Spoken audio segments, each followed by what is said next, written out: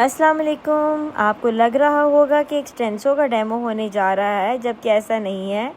बाज़ औक़ात क्लाइंट को हाईलाइट्स लो लाइट्स चाहिए होते हैं और उसके लिए वो एक्सटेंसो नहीं करवाना चाह रहा होता। नॉर्मली मैं रेकमेंड करती हूँ कि ऐसे करली नीग्रो हेयर के ऊपर पहले एक्सटेंसो करवाएं और उसके बाद हाईलाइट्स लो लाइट्स, क्योंकि कर्ली बालों पे कलर तब तक प्यारा नहीं लगता जब तक वो स्ट्रेट ना हो। और एक बार जब आप लो लाइट्स करवा लेते हैं, हाईलाइट्स करवा लेते हैं, उसके बाद तो एक्सटेंसो मुमकिन ही नहीं, अनलेस कि आपके वर्जन बाल वापस ना आ जाएं।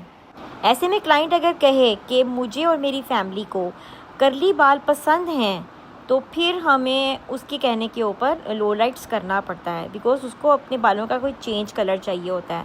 और ऐसे अगर डार्क ब्लैक वर्जन बाल हों और नीग्रो भी हों तो ऑफ कोर्स फिर हम उसमें वीव करते हैं, क्योंकि बगैर वीव के फुल हेड के ऊपर colour transformation without cut down ऐसे बालों के ऊपर लेके आना बहुत एक डिफ़िकल्ट टास्क होता है और उसमें हेयर डैमेज भी हो सकता है। यहाँ पर हमने बालों की हेल्थ को मेंटेन रखने के लिए सिर्फ़ और सिर्फ 20 वॉल्यूम के साथ एक प्री लाइटनिंग मटेरियल बनाया और उसको हमने अप्लाई किया और बारीक बारीक लाइंस हमने ली, बारीक बारीक वीविंग की, ताकि जो भी कलर हो वो हार्श ना लगे। लोगों को बहुत डर लगता है कि हम अगर पहले एक्सटेंसो करवाएंगे और बाद में लो लाइट्स हाईलाइट्स करवाएंगे तो हमारे हेयर डैमेज हो जाएंगे। ऐसा हरगिज़ नहीं है। पहले जब आप अपने बालों में एक्सटेंसो करवाते हैं तो आपका बाल वर्जन होता है और उसके अंदर काफ़ी एनर्जी एंड काफ़ी ताकत होती है, स्ट्रेंथ होती है।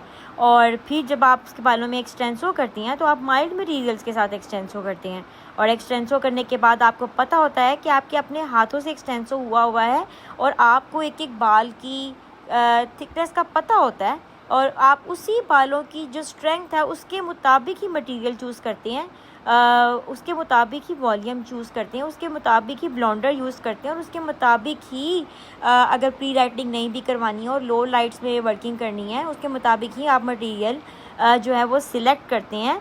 तो उससे हेयर डैमेज हो ही नहीं सकता। If you are in safe hands तो ये हो ही नहीं सकता कि आपका हेयर डैमेज हो।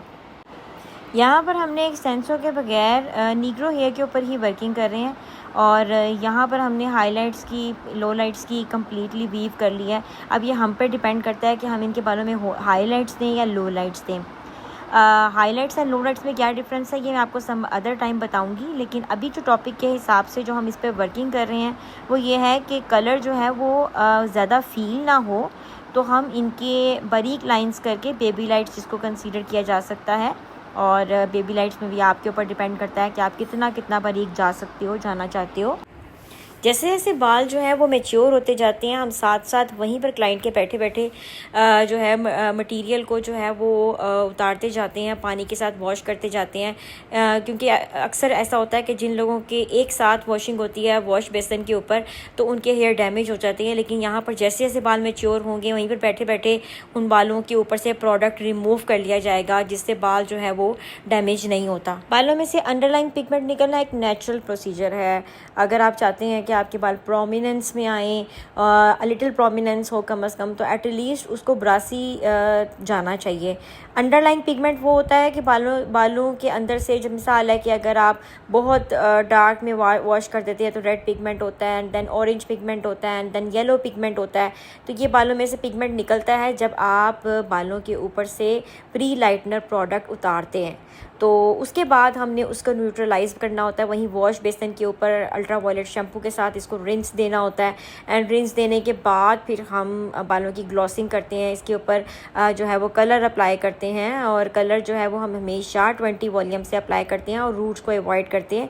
स्ट्रेट अवे रूट से जो है वो कलर अप्लाई बिल्कुल भी नहीं किया जाता। अक्सर आप लोगों को देखते हैं कि रूट्स जो बहुत लोगों के लाइट हो जाते हैं, जो बड़ा अजीब सा और गंदा सा लगता है और अनप्रोफेशनल लगता है, तो इसलिए हम रूट्स पे कलर जो है वो अलहदा से अप्लाई करते हैं, बाद में अप्लाई करते हैं। मैंने इनके बालों में 7.1 एंड 8.0 लिया है और उसको मैंने 1:1 में मिक्स किया है विद 20 वॉल्यूम। 200 ml जो है वो मेरा प्रोडक्ट था, ट्यूब मटेरियल था, और 200 ml जो है वो मेरा 20 वॉल्यूम था, जिसको मैंने अप्लाई किया है रूट्स को छोड़कर। अच्छे तरीके से इमल्सिफिकेशन की है ताकि जो है वो प्रोडक्ट जो है वो डीपली पेनिट्रेट हो जाए। आप देख बालों को अच्छी तरह रिंस करके और फिर उसके बाद हम इसमें प्रोटीन मास्क लगा देते हैं। प्रोटीन मास्क जो है उसके अंदर हमने already oxygen cell and hair serum hair mask में ऐड किया हुआ होता है और वो प्रोडक्ट जब हम बालों में अप्लाई करते हैं तो बाल फ़ौरन रिलैक्स हो जाता है, स्मूथ हो जाता है, नरिश हो जाता है। और यहाँ पर चूँकि बाल कर्ली थे तो उनको ब्लो ड्राई किया गया, स्ट्रेट किया गया एंड देन इसकी ये आफ्टर लुक है। वीडियो पसंद आए तो ज़रूर फॉलो करें, चैनल को सब्सक्राइब करें। यूट्यूब के चैनल के ऊपर भी हम काफ़ी नॉलेज देते हैं और इंस्टाग्राम पर भी।